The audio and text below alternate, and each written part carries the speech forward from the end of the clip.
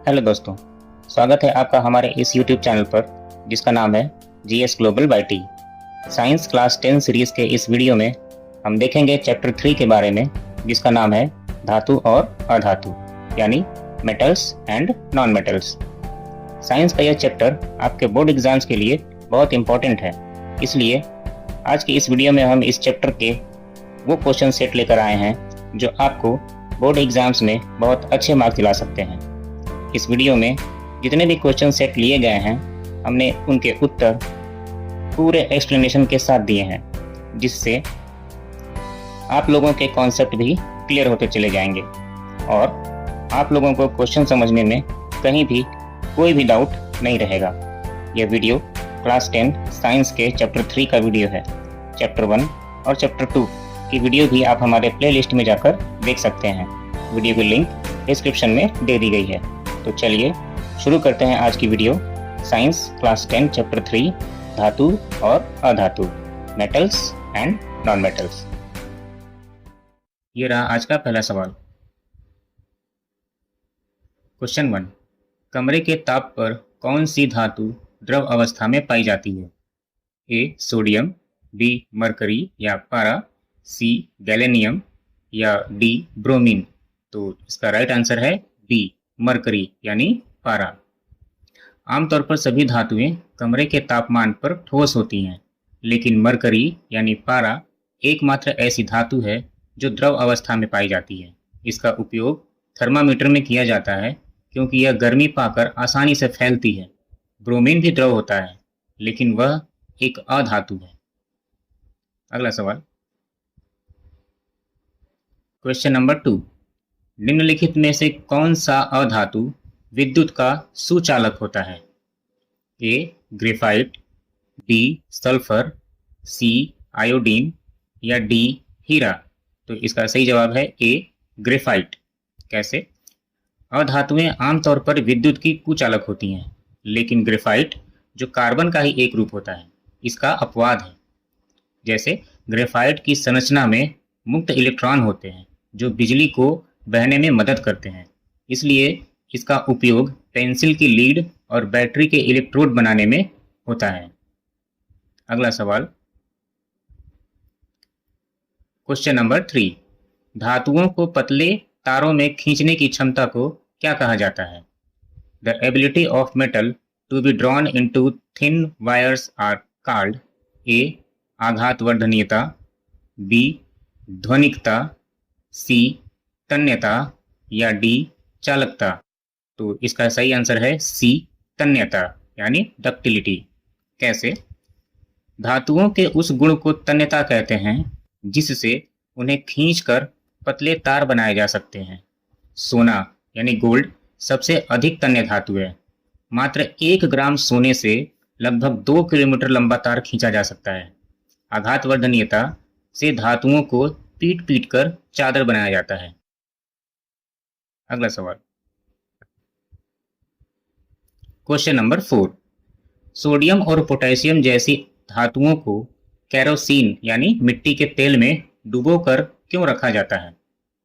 ए उन्हें चमकदार बनाए रखने के लिए, बी हवा और नमी से उनकी तीव्र अभिक्रिया को रोकने के लिए, सी उन्हें पिघलने से बचाने के लिए या डी उनकी चालकता बढ़ाने के लिए।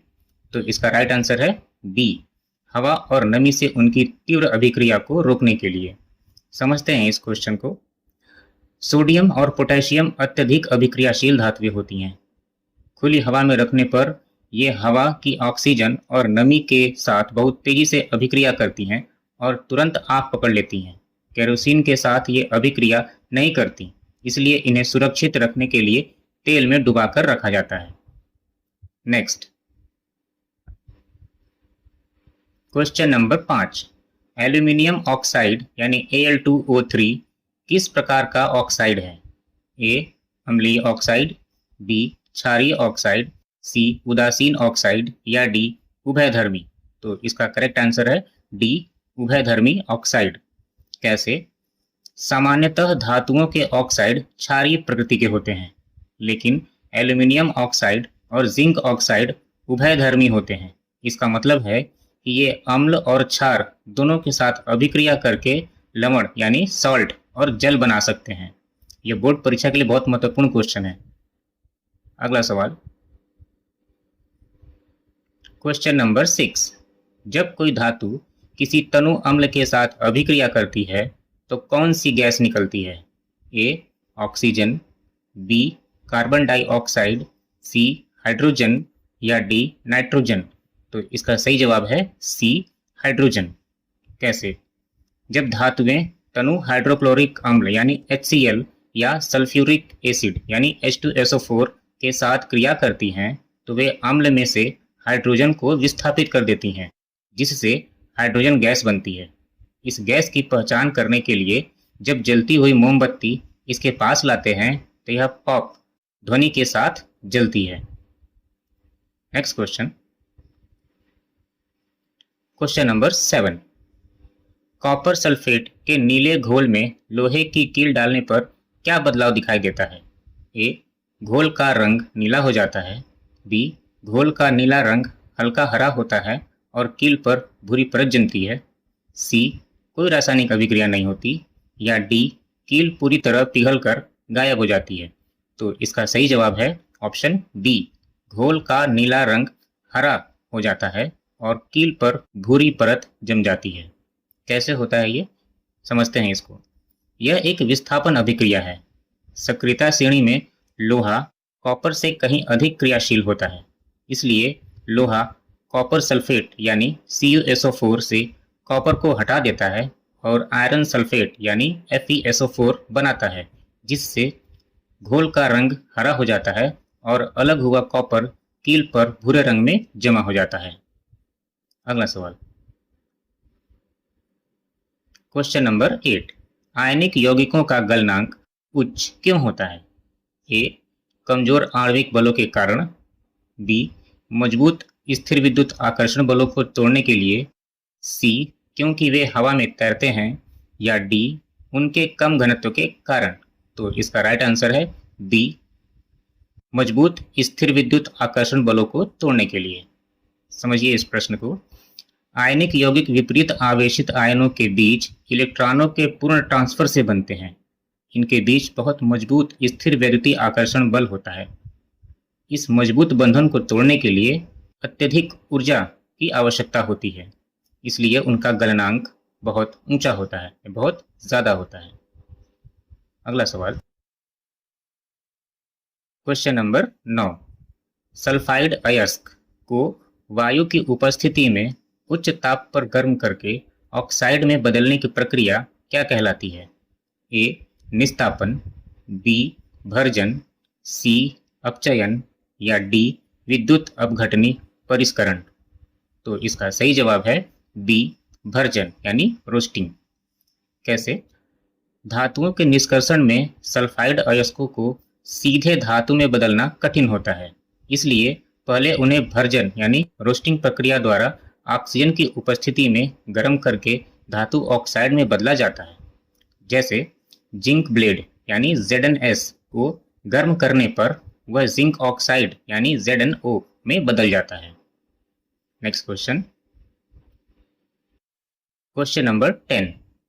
लोहे के जंग से बचाने के लिए उस पर जस्ते की पतली परत चढ़ाने की विधि को क्या कहा जाता है? ए भर्जन, बी एलॉइंग यानी मिश्र धातु बनाना, सी गैल्वनीकरण, या डी एनोडीकरण। तो इसका सही जवाब है सी गैल्वनीकरण। कैसे?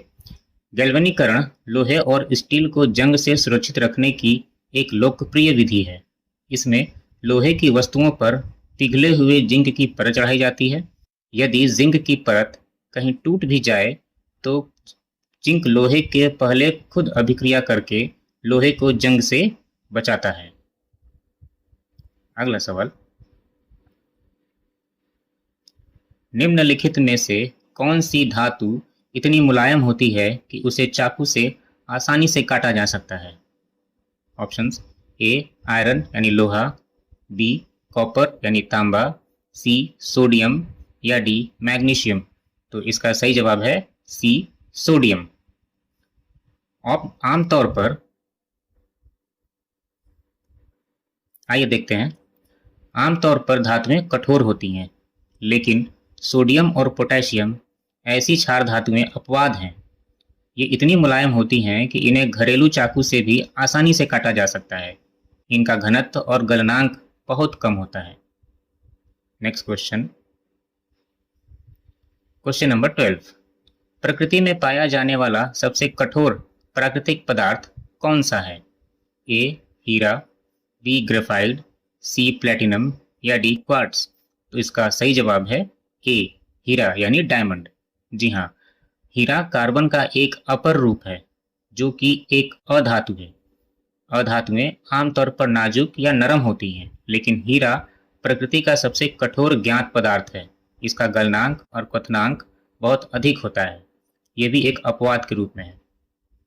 अगला सवाल, क्वेश्चन नंबर 13। धातुओं को पीटकर पतली चादरों में बदलने के गुण को क्या कहते हैं? The property of metal to be beaten into thin sheets is called A तन्यता, बी आघातवर्धनीयता, सी ध्वनिकता या डी भंगुरता। तो इसका सही जवाब है बी आघातवर्धनीयता। एक्सप्लेनेशन क्या है इसकी? धातुओं को हथौड़े से पीट पीट कर बिना तोड़े पतली चादरों में बदलने की क्षमता को आघातवर्धनीयता कहते हैं। सोना और चांदी सबसे अधिक आघातवर्धनीय धातुएं हैं। इसी गुण के कारण एल्युमिनियम फॉयल का उपयोग खाना लपेटने में किया जाता है। अगला सवाल, प्रश्न संख्या 14। आयोडीन एक अधातु है, लेकिन इसमें धातुओं का कौन सा विशेष गुण पाया जाता है? ए विद्युत चालकता, बी आघातवर्धनीयता, सी धात्विक चमक या डी उच्च गलनांक। तो इसका आंसर है सी धात्विक चमक। कैसे? अधातुएं आमतौर पर मलिन होती हैं और उनमें कोई चमक नहीं होती, लेकिन आयोडीन एक अपवाद है। अधातु होने के बावजूद इसके क्रिस्टल बहुत चमकीले और चमकदार होते हैं, जो कि धातुओं का मुख्य भौतिक गुण होता है। अगला सवाल, प्रश्न संख्या 15। गैलियम और सीजियम धातुओं की क्या विशेषताएं हैं? ऑप्शंस, ए ये अत्यधिक भारी वस्तुएं हैं, बी ये हथेली पर रखते ही पिघलने लगती हैं, सी ये पानी में तैरती हैं या डी ये कभी जंग नहीं खाती। तो इसका सही जवाब है बी ये हथेली पर रखते ही पिघलने लगती हैं। आइए देखते हैं। गैलियम और सीजियम का गलनांक बहुत ही कम होता है। इनका क्वथनांक मानव शरीर के सामान्य तापमान यानी 37 डिग्री सेल्सियस से भी कम होता है। इसलिए जब इन धातुओं को हथेली पर रखा जाता है तो ये शरीर की गर्मी से ही पिघलने लगती हैं। अगला सवाल, प्रश्न संख्या 16। अधातुओं के ऑक्साइड की रासायनिक प्रकृति सामान्यतः कैसी होती है? क्षारीय, अम्लीय, उदासीन या उभयधर्मी। तो इसका सही जवाब है बी अम्लीय। अधिकांश अधातुएं जब ऑक्सीजन के साथ जुड़कर ऑक्साइड बनाती हैं तो वे पानी में घुलकर अम्ल यानी एसिड बनाती हैं। इसलिए अधातु ऑक्साइड अम्लीय होते हैं। जैसे कार्बन डाइऑक्साइड CO2 पानी में घुलकर कार्बोनिक अम्ल बनाता है, जो नीले लिटमस पेपर को लाल कर देता है। अगला सवाल, प्रश्न संख्या 17। निम्नलिखित में से कौन सा धातु ऑक्साइड उभयधर्मी व्यवहार दिखाता है? A sodium oxide, B calcium oxide, C zinc oxide या डी कॉपर ऑक्साइड। तो इसका सही जवाब है सी जिंक ऑक्साइड। कैसे? जिंक ऑक्साइड यानी ZnO और एल्युमिनियम ऑक्साइड Al2O3 उभयधर्मी ऑक्साइड हैं। ये ऐसे ऑक्साइड हैं जो अम्ल और क्षार दोनों के साथ अलग अलग अभिक्रिया करके लवण यानी साल्ट और जल बनाने की क्षमता रखते हैं। Next, question number 18। जब मैग्नीशियम रिबन को हवा में जलाया जाता है तो किस रंग की चमकदार ज्वाला दिखाई देती है? ए पीली, बी चमकदार सफेद, सी नीली या डी हरी। तो इसका सही जवाब है बी चमकदार सफेद रंग की। कैसे? मैग्नीशियम हवा की ऑक्सीजन के साथ तेजी से अभिक्रिया करता है। जब इसे जलाया जाता है तो यह अत्यधिक चमकदार सफ़ेद ज्वाला के साथ जलता है और सफ़ेद रंग का पाउडर बनाता है, जिसे मैग्नीशियम ऑक्साइड यानी MgO कहते हैं।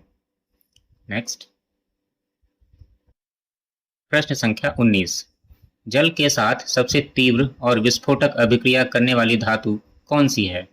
मैग्नीशियम, कैल्शियम, आयरन या पोटेशियम? तो इसका राइट आंसर है डी, पोटेशियम। सक्रियता श्रेणी में सबसे ऊपर होने के कारण पोटेशियम और सोडियम ठंडे पानी के साथ भी तुरंत और भयानक तीव्र अभिक्रिया करते हैं। यह क्रिया इतनी उष्माक्षेपी होती है कि निकलने वाले हाइड्रोजन गैस तुरंत आग पकड़ लेते हैं। अगला सवाल, प्रश्न संख्या 20। कैल्शियम धातु को पानी में डालने पर वह पानी की सतह पर तैरने क्यों लगती है? ए, क्योंकि कैल्शियम पानी से हल्का होता है। बी, उत्पन्न हाइड्रोजन गैस के बुलबुले धातु की सतह पर चिपक जाते हैं। या सी, पानी के उच्च घनत्व के कारण। या डी, कैल्शियम पानी में पूरी तरह घुल जाता है। तो इसका सही जवाब है बी, उत्पन्न हाइड्रोजन गैस के बुलबुले धातु की सतह पर चिपक जाते हैं। आइए समझते हैं। कैल्शियम की पानी के साथ अभिक्रिया सोडियम जितनी हिंसक नहीं होती है। इस क्रिया में उत्पन्न हाइड्रोजन गैस के बुलबुले कैल्शियम धातु के टुकड़ों की सतह पर आकर चिपक जाते हैं, जिससे धातु हल्की होकर पानी की सतह पर तैरने लगती है। नेक्स्ट क्वेश्चन, प्रश्न संख्या 21। आयरन यानी लोहा और एल्युमिनियम धातु में ठंडे या गर्म पानी से क्रिया नहीं करती। ये किसके साथ अभिक्रिया करती हैं? ए, बर्फ के साथ। बी, केवल उबलते पानी के साथ। सी, जल वाष्प के साथ। या डी, वे कभी पानी से क्रिया नहीं करती। तो इसका आंसर है सी, जल वाष्प यानी भाप के साथ। कैसे? मध्यम श्रेणी की धातुएं जैसे आयरन, एल्यूमिनियम और जिंक न तो ठंडे पानी और न ही गर्म पानी से क्रिया करती हैं, लेकिन जब इनके ऊपर से तेजी से गर्म जल वाष्प यानी कि भाप गुजरती है तो ये क्रिया करके मेटल ऑक्साइड और हाइड्रोजन गैस बनाती हैं। अगला सवाल, प्रश्न संख्या 22। निम्नलिखित में से कौन सी धातुएं जल या भाप के साथ बिल्कुल भी क्रिया नहीं करते? ऑप्शंस ए, सोडियम और कैल्शियम। बी, आयरन और जिंक। सी, मैग्नीशियम और एल्यूमिनियम। या डी, कॉपर, सिल्वर और गोल्ड।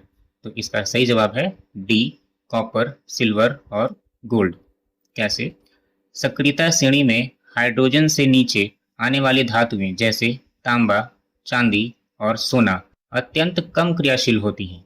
ये धातुएं पानी, उबलते पानी या अत्यधिक गर्म भाप के साथ भी कोई रासायनिक अभिक्रिया नहीं करती हैं। अगला सवाल, प्रश्न संख्या 23। सामान्यतः धातुएं अम्ल से क्रिया करके हाइड्रोजन गैस बनाती हैं, लेकिन किस अम्ल के साथ यह गैस नहीं निकलता? ए, हाइड्रोक्लोरिक अम्ल। बी, सल्फ्यूरिक अम्ल। सी, नाइट्रिक अम्ल। या डी, एसिटिक अम्ल। तो इसका सही जवाब है सी, नाइट्रिक अम्ल यानी HNO3।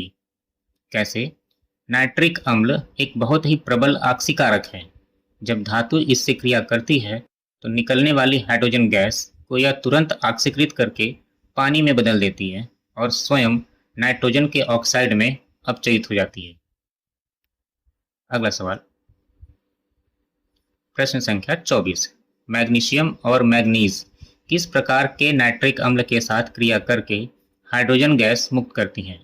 ए, सांद्र नाइट्रिक अम्ल। बी, अत्यंत तनु नाइट्रिक अम्ल। सी, गर्म नाइट्रिक अम्ल। या डी, किसी भी रूप में नहीं। तो इसका उत्तर है बी, अत्यंत तनु नाइट्रिक अम्ल में। कैसे? नाइट्रिक अम्ल हाइड्रोजन गैस नहीं बने देता, लेकिन मैग्नीशियम और मैग्नीज इसके दो अपवाद हैं। जब ये दोनों धातुएं अत्यंत तनु नाइट्रिक अम्ल के साथ क्रिया करती हैं तो ये हाइड्रोजन गैस उत्सर्जित करती हैं। अगला सवाल, प्रश्न संख्या 25। एक्वारेजिया क्या है? एक्वारेजिया या अम्लराज किन दो अम्लों का ताजा मिश्रण होता है? ए, HCl और HNO3 तीन संबंधी 1 के अनुपात में। बी, HCl और HNO3 एक संबंध 3 के अनुपात में, C H2SO4 और HCl 3 संबंध 1 के अनुपात में, या D HNO3 और H2SO4 एक संबंध 1 के अनुपात में। तो इसका राइट आंसर है A HCl और HNO3 3 संबंध 1 यानी 3:1 रेशियो। आइए समझते हैं प्रश्न।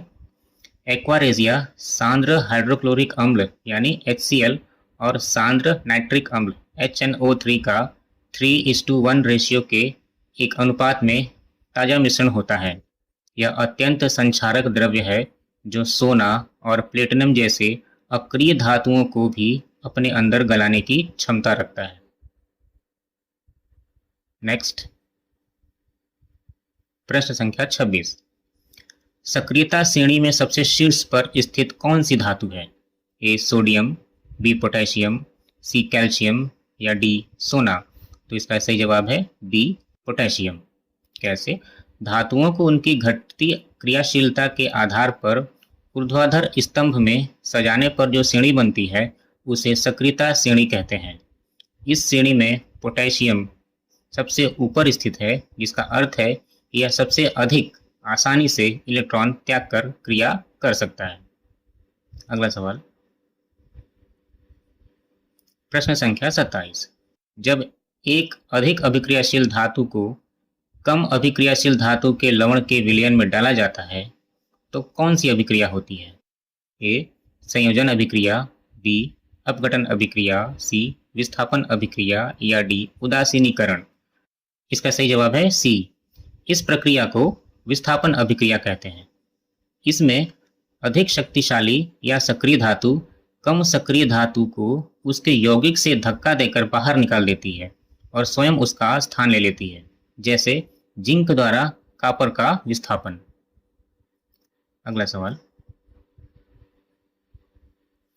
Question number 28। निम्नलिखित में से कौन सी धातु कॉपर सल्फेट यानी CuSO4 के विलयन से कॉपर को विस्थापित नहीं कर सकती? Options A zinc, B iron, C silver या डी मैग्नीशियम। तो इसका सही आंसर है सी सिल्वर। कैसे? सक्रियता श्रेणी में सिल्वर यानी चांदी का स्थान कॉपर यानी तांबे से नीचे होता है। इसका मतलब है कि सिल्वर कॉपर से कम अभिक्रियाशील है।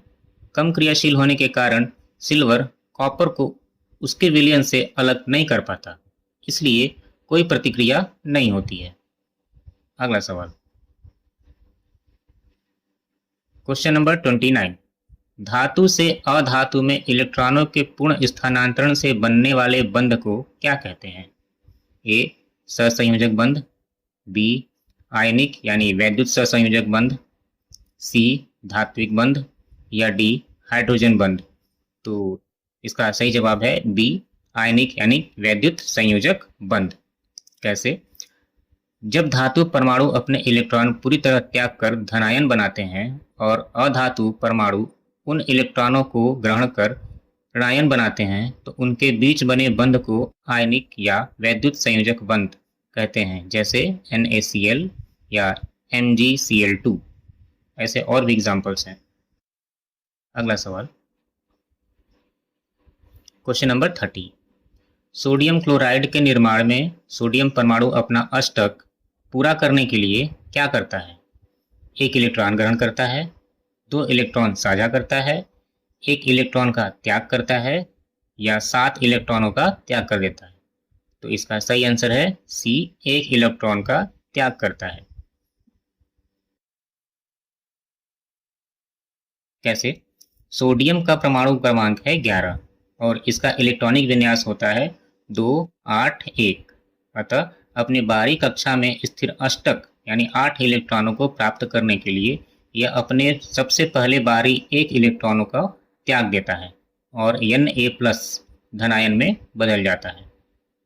अगला सवाल क्वेश्चन नंबर 31। आयनिक यौगिक किस अवस्था में विद्युत के सुचालक होते हैं? ए केवल ठोस अवस्था में, बी गलित यानी पिघली हुई अवस्था या जली विलयन में, सी केवल गैसीय अवस्था में या डी वे कभी विद्युत का चालन नहीं करते। तो इसका सही जवाब है बी गत इसका राइट आंसर है ऑप्शन बी, गलित यानी पिघली हुई अवस्था या जली विलयन में। कैसे? ठोस अवस्था में आयनिक यौगिकों के आयन मजबूत आकर्षण बल से बंधे और स्थिर होते हैं, इसलिए वे बिजली नहीं बहा सकते। लेकिन पिघलने पर या पानी में घोलने पर यह बंधन टूट जाता है और आयन गति करने के लिए स्वतंत्र हो जाते हैं, जिससे विद्युत का चालन होने लगता है। अगला सवाल, आयनिक यौगिक सामान्यतः किस विलायक में घुलनशील होते हैं? ए केरोसिन में, बी पेट्रोल में, सी जल में, या डी बेंजीन में? तो इसका सही जवाब है ऑप्शन सी, जल में। कैसे? आयनिक यौगिक ध्रुवीय प्रकृति के होते हैं, इसलिए वे पानी जैसे ध्रुवीय विलायक में आसानी से घुल जाते हैं। पेट्रोल, डीजल या केरोसिन जैसी अध्रुवीय कार्बनिक विलायकों में ये पूरी तरह से अघुलनशील होते हैं। अगला सवाल, पृथ्वी की भूपटल में प्राकृतिक रूप से पाए जाने वाले तत्वों या यौगिकों को क्या कहते हैं? ए अयस्क, बी खनिज, सी गैंग, या डी फ्लक्स?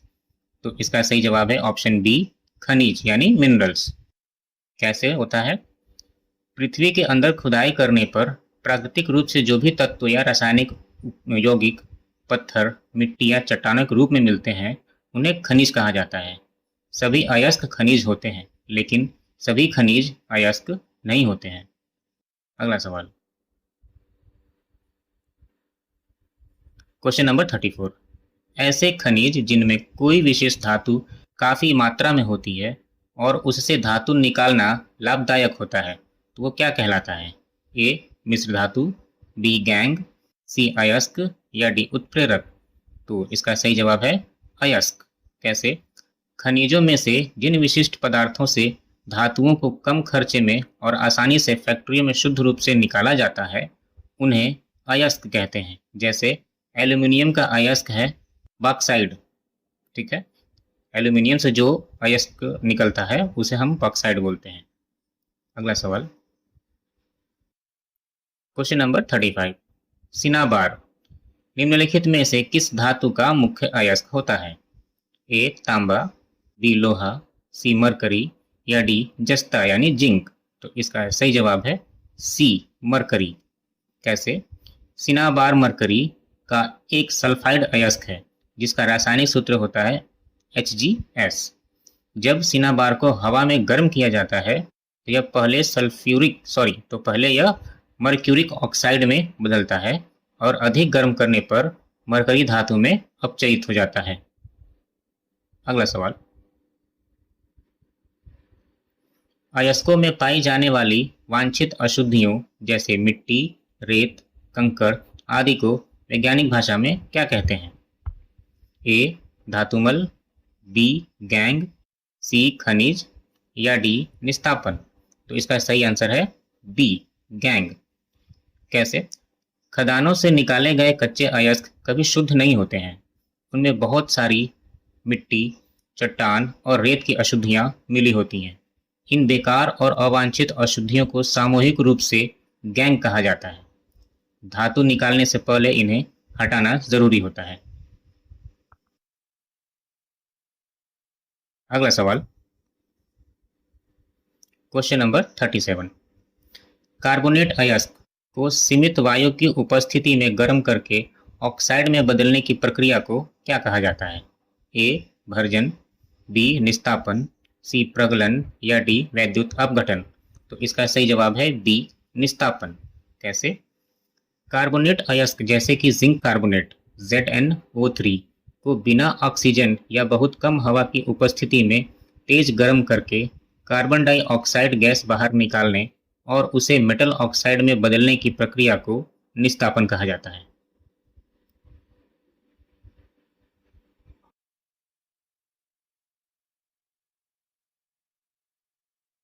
अगला सवाल, क्वेश्चन नंबर 38, सक्रियता श्रेणी में नीचे आने वाली कम क्रियाशील धातुओं जैसे कॉपर के ऑक्साइडों में धातु कैसे प्राप्त की जाती है? ए बिजली प्रवाहित करने के लिए, बी केवल गर्म करके, नेक्स्ट क्वेश्चन, क्वेश्चन नंबर 38। सक्रियता श्रेणी में नीचे आने वाली कम क्रियाशील धातुओं जैसे कॉपर के ऑक्साइडों से धातु कैसे प्राप्त की जाती है? ए, बिजली प्रवाहित करके, बी, केवल गर्म करके, सी, कार्बन के साथ मिलाकर, या डी, पानी में घोलकर। तो इसका सही जवाब है ऑप्शन बी, केवल गर्म करके। कैसे? सक्रियता श्रेणी में सबसे नीचे आने वाली धातुएं जैसे मरकरी हो गया या कॉपर हो गया, उसकी बहुत ही कम क्रियाशील होती हैं। वो धातुएं बहुत ही कम क्रियाशील होती हैं। इनके ऑक्साइडों का जुड़ाव कमजोर होता है, इसलिए उन्हें बिना किसी अतिरिक्त रासायनिक अपचायक के केवल तजे आंच पर गर्म करके ही शुद्ध धातुओं में बदला जा सकता है। Next question, question number 39। सक्रियता श्रेणी के मध्य में स्थित धातुओं जैसे जस्ता और लोहा के ऑक्साइडों को धातु में बदलने के लिए किस अपचायक का उपयोग होता है? ए, एल्यूमिनियम का, बी, ऑक्सीजन का, सी, कार्बन का, या डी, नाइट्रोजन का। तो इसका सही ऑप्शन है सी, कार्बन का। किस रूप में होता है? कोक के रूप में। आइए देखते हैं। मध्यम श्रेणी की धातुओं के ऑक्साइडों को केवल गर्म करके अलग नहीं किया जा सकता। इन्हें धातु में बदलने के लिए कार्बन यानी कोक जैसे सस्ते और प्रभावशाली अपचायक के साथ गर्म किया जाता है। कार्बन ऑक्सीजन को खींचकर खुद CO2 बना लेता है और धातु मुक्त हो जाती है, यानी हमें प्योर मेटल यानी प्योर धातु मिल जाती है। अगला सवाल, क्वेश्चन नंबर 40। थर्मिट अभिक्रिया में आयरन ऑक्साइड को अपचयित करने के लिए किस धातु के पाउडर का उपयोग किया जाता है? Options A, copper powder, B, aluminium powder, C, iron powder, या डी, सोडियम पाउडर। तो इसका सही आंसर है बी, एल्यूमिनियम पाउडर। कैसे? थर्मिट अभिक्रिया में एल्यूमिनियम यानी एल्यूमिनियम के पाउडर को, इसका सही जवाब है ऑप्शन बी, एल्यूमिनियम पाउडर। कैसे? थर्मिट अभिक्रिया में एल्यूमिनियम पाउडर का उपयोग आयरन ऑक्साइड यानी Fe2O3 को अपचयित करने के लिए किया जाता है। यह क्रिया इतनी तेज और उष्माक्षेपी होती है कि निकलने वाला लोहा पिघली हुई अवस्था में मिलता है, जिससे टूटी पटरियों को जोड़ा जाता है। रेलवे की पटरियां होती है ना, जो कभी कभी टूट जाती हैं, तो उसको जोड़ा जाता है। अगला सवाल, क्वेश्चन नंबर 41। अत्यधिक अभिक्रियाशील धातुओं जैसे सोडियम, मैग्नीशियम, कैल्शियम का निष्कर्षण किस विधि द्वारा किया जाता है? ए, कार्बन द्वारा अपचयन करके, बी, थर्माइट विधि द्वारा, या सी, उनके गलित क्लोराइडों का विद्युत अपघटनी अपचयन के द्वारा, या डी, सामान्य भर्जन के प्रक्रिया द्वारा। तो इसका सही जवाब है सी, उनके गलित क्लोराइडों का विद्युत अपघटनी अपचयन करके। कैसे? सोडियम, पोटेशियम जैसी शीर्ष धातुएं कार्बन की तुलना में ऑक्सीजन से बहुत ज़्यादा आकर्षण होती हैं। ठीक है, इसलिए कार्बन इनसे ऑक्सीजन नहीं छीन पाता। उन्हें अलग करने के लिए इनके पिघले हुए साल्ट में से बिजली गुजारी जाती है, जिससे विद्युत अपघटनी अपचयन कहते हैं। Next, question number 42। धातुओं के विद्युत अपघटनी परिष्करण में अशुद्ध धातु का ब्लॉक किस इलेक्ट्रोड पर लगाया जाता है? ए, कैथोड पर, बी, एनोड पर, सी, दोनों पर, या डी, इसे इलेक्ट्रोड नहीं बनाया जाता। तो इसका सही ऑप्शन है बी, एनोड पर।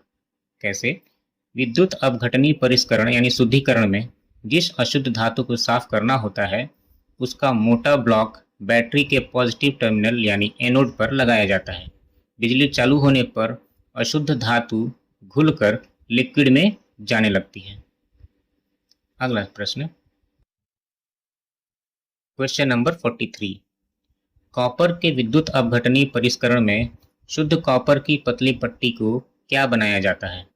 ए, एनोड, बी, इलेक्ट्रोलाइट, सी, कैथोड, या डी, एनोड कीचड़ या एनोड मड जिसे हम कहते हैं। तो इसका सही जवाब है ऑप्शन सी, कैथोड। इस प्रक्रिया में शुद्ध धातु की एक बहुत पतली पट्टी को नेगेटिव टर्मिनल यानी कैथोड बनाया जाता है। विलयन में तैर रहे शुद्ध कॉपर के आयन कैथोड की तरफ भागते हैं और इलेक्ट्रॉन लेकर वहां शुद्ध तांबे के रूप में जमा हो जाते हैं। अगला सवाल, क्वेश्चन नंबर 44। विद्युत अपघटन के दौरान एनोड के नीचे जमा होने वाली अघुलनशील अशुद्धियों को क्या कहा जाता है? ए गैंग, बी एनोड पंक या एनोड मड, सी धातुमल यानी स्लैग, या डी अवशेष। तो इसका सही आंसर है बी एनोड मड या एनोड पंक। कैसे?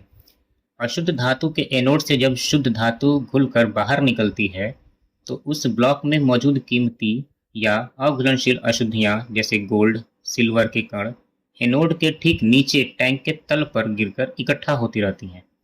इसे एनोड पंक या एनोड मड कहा जाता है। अगला सवाल, क्वेश्चन नंबर 45। तांबे की वस्तुएं हवा में रहने पर धीरे धीरे अपनी चमक खो देती हैं और उन पर किस रंग की परत चढ़ जाती है तांबे पर? तो इसका ऑप्शन है काले रंग की, बी भूरे रंग की, सी हरे रंग की, या डी सफेद रंग की। तो इसका सही जवाब है सी हरे रंग की। तांबे पर हमेशा हरे रंग की परत चढ़ती है। ठीक है, आइए समझते हैं। कॉपर हवा में मौजूद नम कार्बन डाइऑक्साइड यानी CO2 और पानी के साथ धीरे धीरे क्रिया करता है। इस रासायनिक क्रिया के कारण उसकी सतह पर बेसिक कॉपर कार्बोनेट की एक चमकदार हरे रंग की परत बन जाती है जो तांबे के संक्षारण को दर्शाती है, यानी कि तांबे का जो पदार्थ है वो धीरे धीरे खराब होता है, इसका यह मतलब होता है। अगला सवाल, प्रश्न संख्या 46। चांदी के आभूषण हवा में खुले रखने पर कुछ समय बाद काले पड़ जाते हैं, ऐसा क्यों? ऑप्शंस, सिल्वर ऑक्साइड बनने के कारण, बी सिल्वर सल्फाइड की परत बनने के कारण, या सी सिल्वर कार्बोनेट के बनने के कारण, या डी धूल जमा होने के कारण। तो इसका सही जवाब है बी सिल्वर सल्फाइड की परत बनने के कारण। समझते हैं कैसे। चांदी हवा में मौजूद सल्फर या हाइड्रोजन सल्फाइड गैस यानी H2S के कारण रासायनिक क्रिया करती है। इस क्रिया के फलस्वरूप चांदी के ऊपर सिल्वर सल्फाइड यानी Ag2S की एक बेहद पतली काले रंग की परत जमा होने लगती है, जिससे गहने कुछ समय बाद काले या पुराने दिखने लगते हैं। Options. Question number, next question, question number 47। दो या दो से अधिक धातुओं या एक धातु और अधातु के समांगी मिश्रण को क्या कहते हैं? ए अयस्क, बी क्षार, सी मिश्र धातु, या डी बहुलक। तो इसका सही आंसर है ऑप्शन सी मिश्र धातु यानी एलॉय। कैसे? जब दो या दो से अधिक धातुओं को पिघलाकर एक निश्चित अनुपात में आपस में अच्छी तरह मिला दिया जाता है तो ठंडा होने पर बनने वाले एक समान ठोस वस्तु को मिश्र धातु यानी एलॉय कहते हैं। मिश्र धातुएं जंगरोधी और सामान्य वस्तुओं से कहीं ज्यादा मजबूत होती हैं। अगला सवाल, क्वेश्चन नंबर 48। पीतल निम्नलिखित में से किन दो धातुओं का एक महत्वपूर्ण मिश्र धातु है? ए तांबा और जस्ता, बी तांबा और टिन, सी सीसा और टिन, डी लोहा और कार्बन। तो इसका राइट आंसर है ए तांबा और जस्ता यानी कॉपर एंड जिंक। कैसे? पीतल यानी ब्रास तांबे और जस्ते का मिश्रण होता है। ठीक है, पीतल की जो वस्तुएं होती हैं या पीतल जो होता है धातु वो तांबे और कॉपर का मिक्सचर होता है। यह बर्तन, ताले और वाद्य यंत्र बनाने में बहुत काम आता है। तांबा और टिन को मिलाने से कांसा यानी ब्रॉन्ज मिश्र धातु बनती है। अगला सवाल, क्वेश्चन नंबर 49। सोल्डर, जिसमें हम सोल्डरिंग करते हैं ना, तार वार जोड़ते हैं जो, उसको हम बोलते हैं सोल्डर। तो सोल्डर मिश्र धातु का उपयोग बिजली के तारों को जोड़ने में होता है। यह किस से बना होता है, यानी वो धातु क्या होती है? ए एल्यूमिनियम और जिंक, बी सीसा और टिन, सी कॉपर और लोहा, या डी सिल्वर और गोल्ड। तो इसका राइट आंसर है ऑप्शन बी सीसा और टिन यानी लीड और टिन से बना होता है। समझिए इस क्वेश्चन को। सोल्डर नामक मिश्र धातु सीसा यानी पीबी जिसको हम लीड बोलते हैं और टिन का मिश्रण होता है। इसका गलनांक बहुत कम होता है, इसलिए गर्म सोल्डरिंग आयन की मदद से इसका उपयोग टूटे हुए बिजली के तारों और सर्किट चिप्स को आपस में टांका लगाने के लिए किया जाता है। Okay, next question. Question number 50। यदि किसी मिश्र धातु में एक धातु मरकरी हो तो उस मिश्र धातु को विशेष रूप से क्या कहा जाता है? ए पीतल, बी स्टेनलेस स्टील, सी अमलगम या डी कांसा। तो इसका राइट आंसर है अमलगम। कैसे? जब मरकरी यानी पारा किसी दूसरी धातु जैसे सिल्वर, गोल्ड या सोडियम के साथ मिलकर मिश्र धातु बनाता है तो उस विशेष मिश्रण को हम अमलगम कहते हैं। सिल्वर अमलगम का उपयोग डेंटिस्ट द्वारा दांतों की कैविटी को भरने के लिए किया जाता है। जैसे कभी कभी दांतों में खोखलापन हो जाता है तो डॉक्टर क्या करता है, उसमें कुछ पदार्थ भर देते हैं ताकि अंदर कुछ भी फंसा ना रहे। हमारे खाने पीने जब हम खाना खाते हैं तो उस दांत में कुछ फंसा हुआ ना रहे। तो उस गहराई को, उस गड्ढे को भरने के लिए हमें एक धातु की आवश्यकता पड़ती है। ठीक है, तो उसमें कौन सा अमलगम होता है? सिल्वर का, यानी मरकरी और सिल्वर का मिक्स करके हम उसमें भरते हैं।